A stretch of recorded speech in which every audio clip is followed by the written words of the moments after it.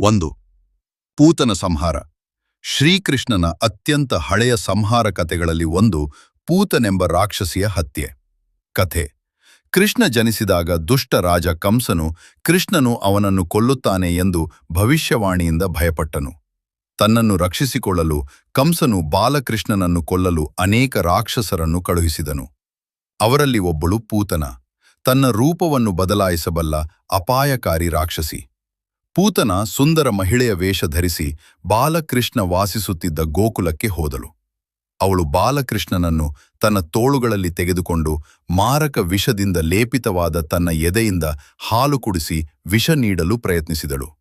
ಆದರೆ ಬಾಲಕೃಷ್ಣ ಸಾಮಾನ್ಯನಾಗಿರಲಿಲ್ಲ. ಸಾಯುವ ಬದಲು ಕೃಷ್ಣನು ಹಾಲನ್ನು ಮಾತ್ರವಲ್ಲದೆ ಪೂತನ ಜೀವಶಕ್ತಿಯನ್ನು ಹೀರಿದನು. ಪೂತನ ಜೋರಾಗಿ ಕಿರುಚುತ್ತಾ ತನ್ನ ದೈತ್ಯ ರಾಕ್ಷಸ ರೂಪದಲ್ಲಿ ಸತ್ತನು. ಗ್ರಾಮಸ್ಥರು ಆಘಾತಕ್ಕೊಳಗಾದರು. ಆದರೆ ಬಾಲಕೃಷ್ಣನು ಸುರಕ್ಷಿತವಾಗಿ ನಗುತ್ತಿದ್ದನು.